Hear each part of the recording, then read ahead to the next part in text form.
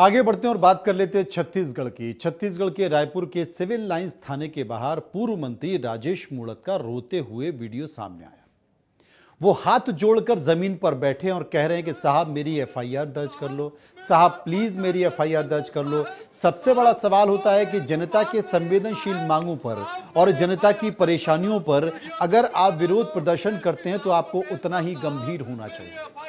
लेकिन यहां पर नेताजी सिर्फ नौटंकी कर रहे हैं और नौटंकी करते हुए किस तरीके से एक्टिंग कर रहे हैं, जरा उनकी एक्टिंग को एक बार सुन लीजिए।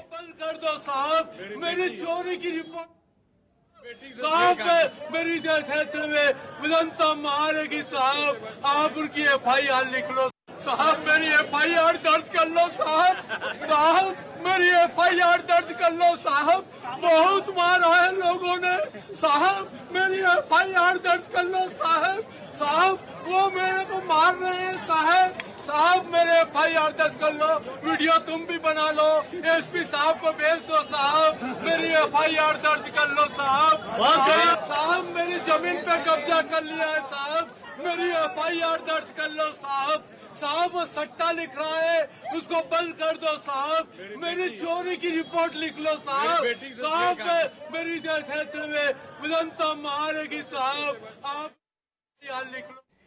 किसी व्यक्ति की एफआईआर दर्ज करने को लेकर किस तरीके से बोला जाता है, यह बात का जिक्र कर रहे हैं, लेकिन वो विशुद्ध एक्टिंग कर रहे हैं।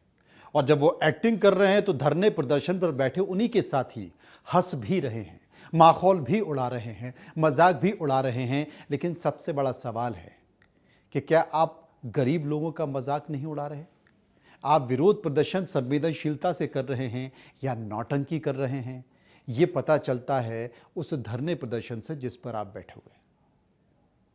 जनता की मुद्दों को, जनता से जुड़े हुए मामलों को संजीदगी से उठाइए, गंभीरता से उठाइए, उस पर नौटंकी मत कीजिए।